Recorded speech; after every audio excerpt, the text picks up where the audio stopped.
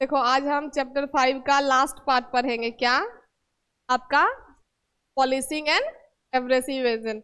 सबसे पहले आपने डिसेंसिटाइजिंग एजेंट पढ़ लिया है। उसके बाद जिंक सीमेंट पढ़ लिया है, सीमेंट एंड पिलर्स पढ़ लिया है, ओरल एंटीसेप्टिक एंड एस्ट्रिंजेंट कल पढ़ा था हमने। ठीक है, आज हमारा लास्ट टॉपिक क्या है इसका? Polishing and abrasive agent. तो डिसेंसिटाइजिंग एजेंट में क्या था सबको पता है? एक बार रिवीजन करते हुए चलते हैं क्या, ताकि जो बच्चे नहीं आए तो उनको पता चल जाए। डिसेंसिटाइजिंग एजेंट का काम क्या था? तो हम सेंसिटिविटी, जैसे दांतों में आपको सेंसेशन फील होता है, पेनफुल सेंसेशन होते हैं, उससे रिलीफ पाने के लिए हम किसका यूज करते हैं?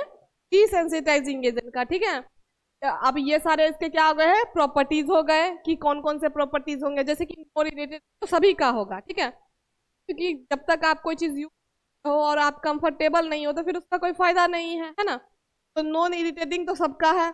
उसके बाद पेनलेस एप्लीकेशन है, मतलब इसको यूज करने में कोई दर्द नहीं आता है आपको, इजी टू मतलब कि इजीली आप अप्लाई कर सकते हो। ठीक, रैपिड एक्शन होता है इसका, बहुत फास्टली काम करता है। फिर कहता है कि permanent and long lasting effect. ठीक है, कि अगर मतलब प्रॉपर तरीके से इस चीज का ट्रीटमेंट लेते हो आप तो वो परमानेंट ठीक भी हो सकता है। ठीक है, और इसका इफेक्ट लंबे टाइम तक रह भी सकता है।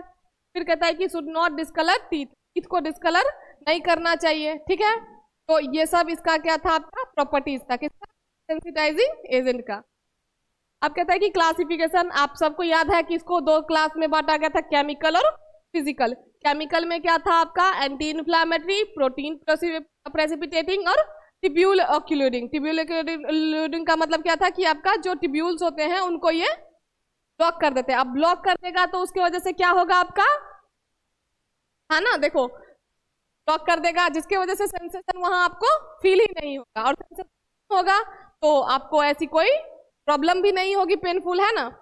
एक हो गया कैटेगरी। फिर आपका आता है फिजिकल एजेंट। फिजिकल एजेंट में आपका था पहला टिब्यूल सीलिंग, वही चीज हो गया कि टिब्यूल को ब्लॉक कर देने का काम करेगा। तो आपका था फिजिकल प्रोटेक्शन, मतलब ऊपर से फिजिकली आप टीथ को जो प्रोटेक्ट करते हो उसको हम क्या, और वो जो प्रोटेक्ट करोगे वो आप सॉफ्ट टिश्यू ग्राफ्ट के हेल्प से करोगे। ठीक है, क्लियर है। अब दूसरा आपका क्या था कि यूजिनल सीमेंट क्या होता है? Zinc eugenol cement. सिंपल सी बात थी, क्या थी कि जिंक ऑक्साइड और यूजिनोल को मिला के हम क्या बनाते हैं? Zinc plate. ठीक है, अब ये जो यूजिनोल का आपका सोर्स है वो क्या है? क्लोव ऑयल, मतलब जो लौंग, क्या कहते हैं उसको? क्लोव को लौंग कहते हैं ना। तो लौंग का जो तेल होता है वहीं से आपको क्या मिलता है? यूजिनोल मिलता है। ठीक है, अगर ऐसे भी अगर मतलब कभी कभी ऐसा होता है कि जब दांतों में बहुत ज्यादा दर्द होने लगे और आपके पास कोई ऑप्शन नहीं है, साधन नहीं है रातों में, तो आप लौंग अपने दांतों के अंदर दबा के रख सकते हो। ठीक है, तो उससे थोड़ा हल्का हल्का रिलीफ मिलता है, शायद इसी प्रॉपर्टी की वजह से, शायद नहीं, कंफर्मली इसी प्रॉपर्टी की वजह से। ठीक है, तो क्या कहता है कि एक जिंक सीमेंट आप यूज करते हो, इसका पता चल गया कि क्लोव ऑयल इसका क्या होता है? सोर्स होता है। और ये आपको मिलता कहाँ है? तो जब एसिड और बेस का रिएक्शन होता है तो ये आपको मिलता है। ठीक है, उसके बाद कहता है कि इसका रोल क्या है? तो एक्ट एज मतलब वाटर एक्ट करेगा कैटलिस्ट की तरह। कैटलिस्ट क्या होता है? कोई भी रिएक्शन में घुल के उस रिएक्शन के रेट को फास्ट कर देगा और पता भी नहीं चलेगा कि फास्ट कैसे हुआ, है ना। तो वो हुआ कैटलिस्ट। आपका मेटल सॉल्ट, मेटल सॉल्ट का क्या मतलब है? एक्सीलरेट करना, वही चीज हो गए कि रिएक्शन के रेट को बढ़ा देना। ठीक है, आप कहते हैं कि क्लिनिकल यूज में क्या आ जाएगा? सिंपल सी बात है, इसका काम क्या है आपका? फिलिंग का। ठीक है, फिलिंग करने का काम करेगा। फिर कहता है कि कंपोजिशन कौन कौन सा आएगा? तो zinc oxide, white resins, zinc acetate, zinc acetate और लिक्विड, मतलब कि लिक्विड के फॉर्म में जो रहेगा उसको, उसमें क्या आएगा आपका? यूजिनोल और ऑलिव ऑयल। ठीक है, ऑयल आपका 85% रहेगा और ऑलिव ऑयल आपका 15% रहेगा। ठीक, तो ये हो गया किसका? और देखो इसमें जो मेन आपका दो कंपोनेंट है वो है जिंक एसीटेट और जिंक एसीटेट। जिंक एसीटेट का काम होता है आपके टीथ के स्ट्रेंथ को अच्छा करना। ठीक है, मतलब कि बहुत स्ट्रांग बना, मतलब कि अच्छा खासा स्ट्रांग बना देगा उसको। ठीक, फिर दूसरा आपका कहता है कि एक्सीलरेट करना, मतलब कि जो रिएक्शन, हाँ, उसको फास्ट कर देगा। फिर इसका यूज नॉर्मली अगर पढ़ो तो फीलिंग का है, टेम्पररी डेंटल फीलिंग का है। फिर आपका हो गया मटेरियल डेंट्योर्स वगैरह जो होते हैं आपके, उनके लिए आपका यूज है। फिर म्यूकोस्टैटिक टेक्निक, वही जो क्या कहते हैं आप आर्टिफिशियल टीथ का जो यूज करते हो उसमें। ठीक है, कहता है कि एंटी माइक्रोबियल एडिटिव्स, मतलब कि एंटी माइक्रोबियल के क्या कहते हैं एजेंट के एक्टिविटी को बढ़ाने के लिए, डेवलप करने के लिए अच्छे से, और उसमें हम क्या यूज करते हैं, इसको एज अ एडिटिव भी यूज करते हैं। ठीक है, ये था क्या आपका JOE। ठीक है, क्लियर है ये। के बाद आपका कल आपने पढ़ा था, यही पढ़ा था ना, cement and fillers. Cement and fillers का सिंपल सा डिफिनेशन था कि जब आप पाउडर को लिक्विड में मिक्स करते हो तो क्या बनता है, वो आपका सीमेंट बनता है। अब उसमें अब क्या होता है कि ये एसिड बेस के रिएक्शन की तरह रिएक्ट करता है। ठीक, जो कि क्या बनाता है, आपका मेटल सॉल्ट बनाता है, विच एक्ट एज ग्लू, मतलब कि जो कि आपका क्या करता है, एज अ ग्लू एक्ट करता है। ठीक है, अब कहता है कि इसका टाइप, दो टाइप होता है, एक रेजिन सीमेंट होते हैं जो प्लास्टिक से बने होते हैं, दूसरा आपका क्या होता है, एसिड बेस सीमेंट होते हैं, जो कि आपका ऑब्वियस बात है, नाम से पता चला है कि एसिड बेस के रिएक्शन से आपको वो मिलेगा। ठीक है, फिर कहता है क्या इसका एप्लीकेशन क्या है, कि मतलब यूज क्या क्या है इसका। तो यूज आपका किसका है, इसका luting agent, pulp protector and cavity filler. Luting agent का काम क्या था, स्टिक करने का, ग्लू प्रॉपर्टीज थे उसमें, है ना। तो ग्लू वाली प्रॉपर्टीज किसी चीज को क्या करेगा, स्टिक करके रखेगा। तो आपका है कि पल्प प्रोटेक्टर। पल्प प्रोटेक्टर का काम क्या है, सिंपल सी बात है, प्रोटेक्ट करना, किसको, टीथ नर्व को। टीथ की जो नर्व आएगी उसको वो प्रोटेक्ट से पता चल रहा है सीधा कि प्रोटेक्ट करने का काम करेगा। और टीथ का मतलब आपको पता है, यहाँ प्रोटेक्ट किसको करेगा, तो टीथ नर्व को प्रोटेक्ट करेगा। कौन, आपका पल्प प्रोटेक्टर। ठीक है, अब कहता है कि आपका and cavity liners. Cavity liners क्या होते हैं, जो आपके थिन लाइंस होते हैं साइड, मतलब कि टीथ के जो इनसाइड आपके क्या होते हैं, थिन लेयर होते हैं, उनको क्या करता है, ये प्रोटेक्ट करता है और फीलिंग में हेल्प करता है। ठीक, ये सब उसके काम थे। एक दूसरा आपका क्या है कि protect the tooth from heat and chemical. तो आपको हीट सेंसेशन क्यों होता है, ठंडे और गर्म के कॉम्बिनेशन से, है ना। अक्सर यही होता है कि आप बाई चांस क्या करते हो, ठंडा खाने के बाद कुछ गर्म खा लेते हो, कुछ गर्म खाने के बाद ठंडा पी लेते हो, अक्सर सेंसेशन ज्यादा होती है। ठीक है, तो इसके लिए क्या करता है कि वो क्या करता है, टीथ से, मतलब आपके टीथ को आप हीट से प्रोटेक्ट करने का काम करता है। ठीक, फिर और क्या करता है, केमिकल, जैसे कि मतलब आप कुछ खाते पीते हो या कोई मतलब कि मेडिसिन वगैरह ले रहे हो, तो मेडिसिन में तो केमिकल होता है। पर क्या होता है कि आप ऐसे कुछ मेडिसिन होते हैं जो आपके दांतों को डिस्कलर कर देते हैं। ठीक है, जैसे का मेडिसिन लोगे तो उससे क्या होगा, अक्सर आपके दांतों का कलर डिस्कलर होने लगेगा। ठीक है, उन सब केमिकल से भी, मतलब किस तरह से भी ये आपको प्रोटेक्ट करने का काम करेगा। ठीक है, फिर आपका कहता है seal and hole things like inlays and, चाहे इनसाइड सेल हो, मतलब इनसाइड हो या फिर मतलब कि टीथ के सरफेस पे हो, दोनों को ही ये क्या करेगा, आपका सील और होल्ड करेगा, ताकि मतलब कि सेंसेशन वहां तक पहुंच ना पाए। ठीक है, फिर आपका कहता है कि प्रॉपर्टीज, सिंपल सी बात है, उसमें भी थी नॉन इरिटेटिंग। एक चीज कॉमन रखना, जब प्रॉपर्टीज पूछा जाए बिना कुछ सोचे समझे नॉन इरिटेटिंग में डाल देना, कि कोई चीज है तो वो नॉन इरिटेटिंग नहीं होना चाहिए। ठीक, तो अगर प्रॉपर्टी पूछा, मान लो कि 3 प्रॉपर्टीज पूछा, तो 3 प्रॉपर्टी में एक प्रॉपर्टी ऐसे ही आ गया, क्या, नॉन इरिटेटिंग।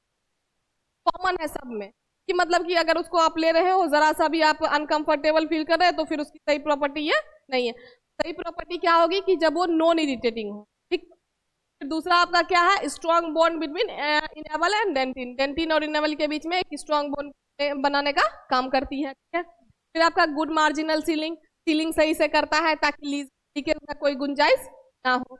फिर कहता है आपका कि resistant to dissolution in saliva, और क्या कहता है आपका ओरल फ्लूइड्स जो होते हैं उनमें नहीं देगा, उसको रोकेगा। ठीक है, फिर आपका क्या कहता है कि गुड एस्थेटिक, हाँ आया ये गुड एस्थेटिक, यही मैंने कल क्वेश्चन दिया था, है ना। क्या होता है एस्थेटिक का मतलब,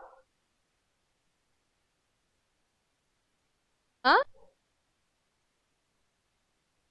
अपीयरेंस, अच्छा दिखना। हाँ, तो ये बताओ, ये तो कल भी तुम्हें पता था, तो तुमने फिर कल क्यों नहीं बोला, कहीं ऐसा तो नहीं सोचा, अरे यार दांत क्या अच्छा दिखेगा, है ना, यही सोचे थे।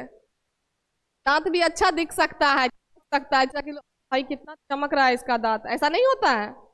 कभी किसी का दांत देखे तो ऐसा सोचे होगे कि इसका दांत कितना अच्छा है, कितना सुंदर है, चमक रहा है। उसी को क्या हम कहते हैं, गुड एस्थेटिक। ठीक है, कि मतलब अच्छा दिखना, उसका अपीयरेंस जो है वो अच्छा दिखे। ठीक, एस्थेटिक का मतलब ही वही होता है। ठीक, कहता है आपका थर्मल, थर्मल जहां आया वहां हीट से रिलेटेड। ठीक है, और क्या था आपका केमिकल रेजिस्टेंस, केमिकल से मतलब कि हाँ केमिकल के अटैक को से भी आपको बचाएगा। ठीक, आपका कहता है कि शुड बी ट्रांसलूसेंट। ट्रांसलूसेंट का मतलब क्या था?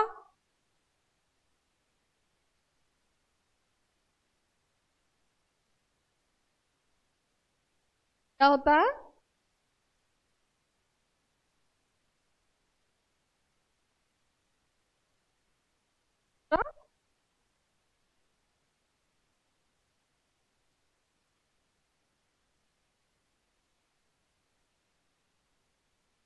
इसकी प्रॉपर्टीज ऐसी होगी।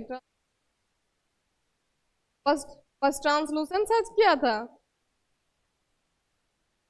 ट्रांसलूसेंट इन डेंटल प्रॉपर्टीज नहीं सर्च किया था। क्या पढ़े थे नॉर्मली? ट्रांसलूसेंट क्या होता है?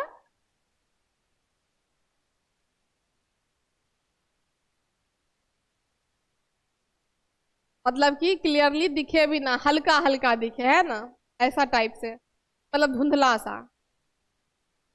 तो इसका प्रॉपर्टीज ऐसा भी होता है, शुड बी ट्रांसलूसेंट। फिर से पढ़ के आना इसके बाद। चलो ये हो गया। उसके बाद आपने क्या मतलब कि ओरल एंटीसेप्टिक और एस्ट्रिंजेंट भी पढ़ लिया, पढ़ा था ना।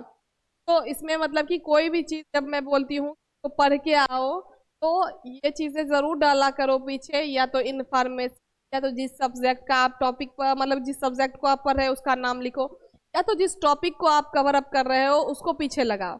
जैसे मैंने बोला कि ट्रांसलूसेंट, तो ट्रांसलूसेंट आपको सर्च करना था इन डेंटल प्रोडक्ट, है ना।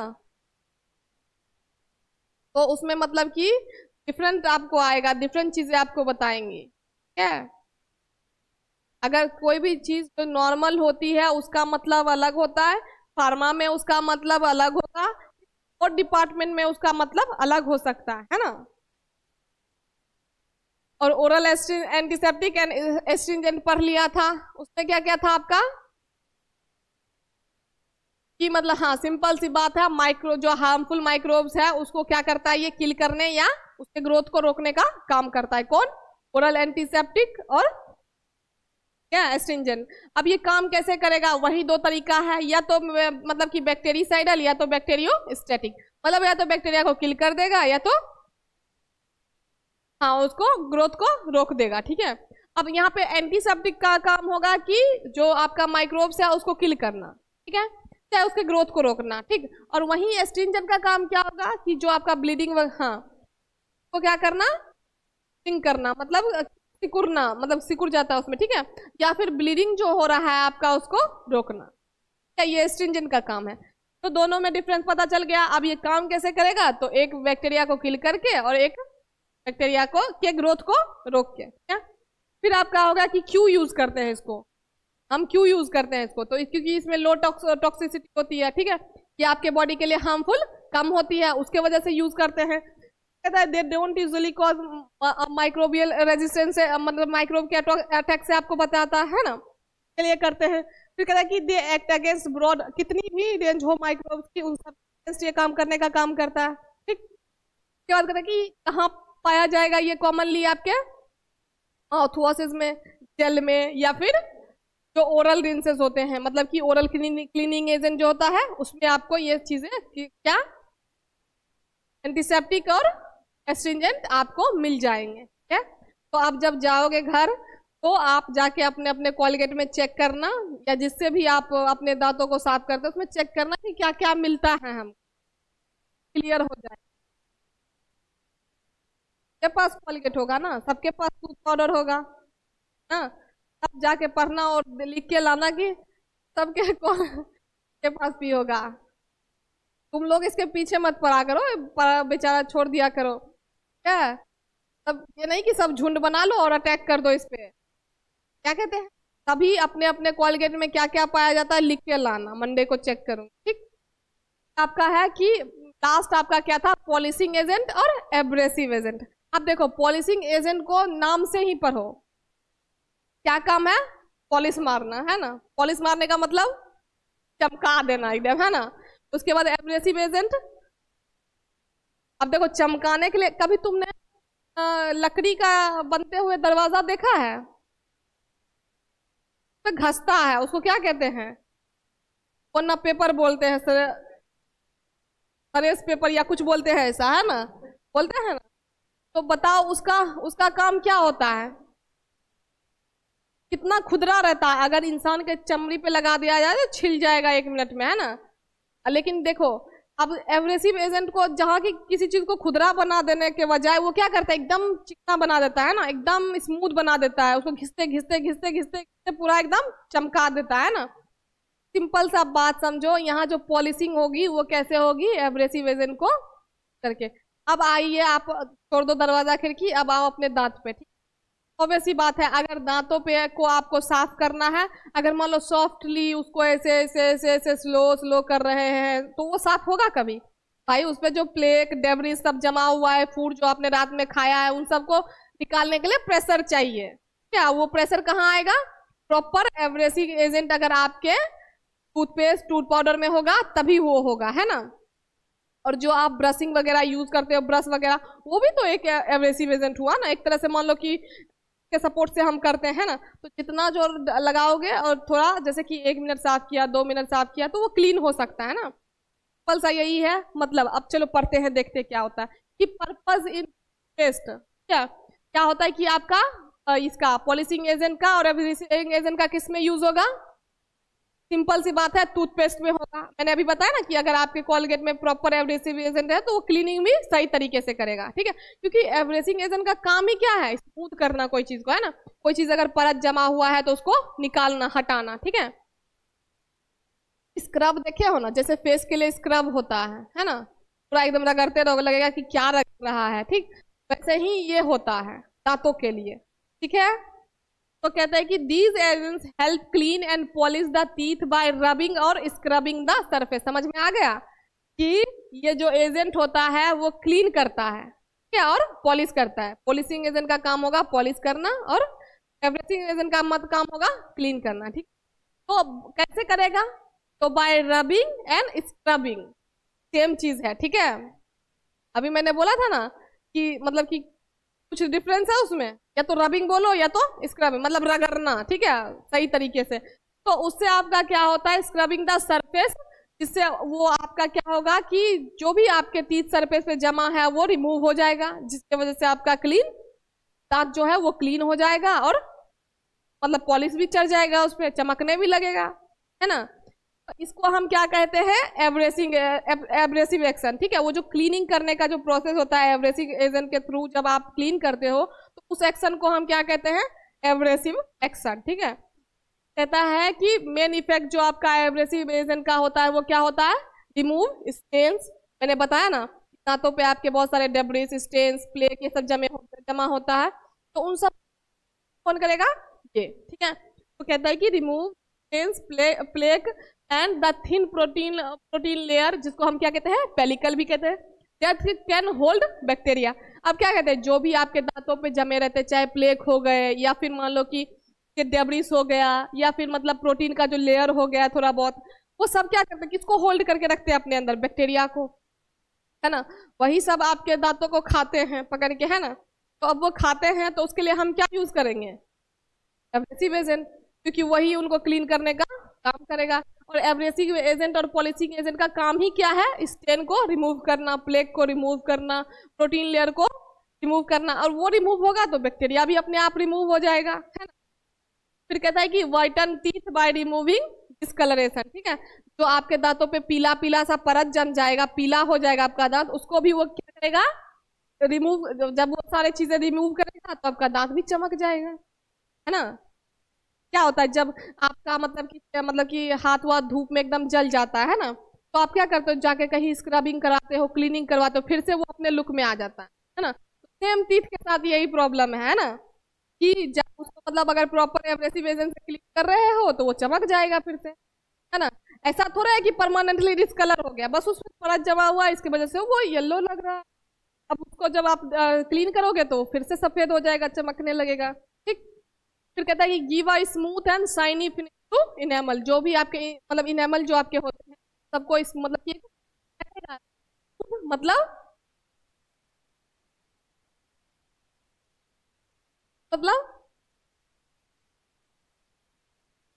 चिकना, और शाइनी मतलब चमकीला, है ना। मतलब कि क्या कहते हैं, चिकना प्लस चमकीला, ऐसा वाला प्रॉपर्टी आपका ये देगा दांतों को, ठीक है, क्लियर है। मतलब कि स्मूथ इफेक्ट और स्मूथिंग इफेक्ट और शाइनिंग इफेक्ट दोनों ही कौन देगा आपके दांतों को, पॉलिशिंग एजेंट और एब्रेसिव एजेंट, क्लियर है। अब कहता है आपकी एडिशनल बेनिफिट्स। अब देखो इसके एडिशनल बेनिफिट्स क्या होते हैं। Many toothpaste also include desensitizing agent that reduced। अब देखो जैसे कुछ ऐसे एजेंट्स होते हैं, जैसे सेंसोडाइन ले लो, ठीक है, डिसेंसिटाइजिंग मतलब कि अगर आपको सेंसेशन हो रहा है तो उससे वो क्या करेगा, आपको रिलैक्स करने का काम करता है। मैंने एक एग्जांपल दिया, ठीक है। तो कुछ इसका कहना है कि कुछ ऐसे मतलब कि टूथपेस्ट हैं, मतलब कि लगभग बहुत सारे होंगे, पर कुछ को अगर लेके चलो तो जिस उसमें क्या होता है, डिसेंसिटाइजिंग एजेंट भी आपका इन्वॉल्व करता है। क्यों इन्वॉल्व करता है, ताकि सेंसेशन से रिलीफ पा सको, ठीक है। जैसे कि मान लो कि किसी को रेगुलर बेसिस पे सेंसेशन का प्रॉब्लम हो, है ना, ठंडा गर्म अगर हो रहा है तो थोड़े थोड़े में उसको प्रॉब्लम हो रही है, तो वो क्या यूज करेगा, मतलब कि सेंसिटिविटी डिसेंसिटाइजिंग एजेंट वाला टूथपेस्ट, है ना। उसके बाद उसमें क्या, स्पेशली टू हॉट और कोल्ड फूड, है ना, कि सेंसिटिविटी आया तो मतलब हॉट और कोल्ड भी आएगा। सिंपल सी बात है, ठंडा गर्म की वजह से हो रहा है आपको, या तो ठंडा गर्म को कंट्रोल कर लो या तो डिसेंसिटाइजिंग एजेंट करो, वरना दर्द में रहो, है ना। उसके बाद कहते हैं कि some of these agents give numbing effect like local anaesthetic but for a short time. कुछ ऐसे मतलब कि आपके होते हैं एजेंट्स नंबिंग इफेक्ट। नंबिंग का मतलब क्या होता है, सबको पता होगा, बताओ नंबिंग का मतलब क्या होता है। अब ठीक है, अब नंबिंग इफेक्ट नहीं है, जैसे कि लोकल एनेस्थेटिक आया, तो एनेस्थेटिक का एनेस्थेसिया का मतलब क्या होता है,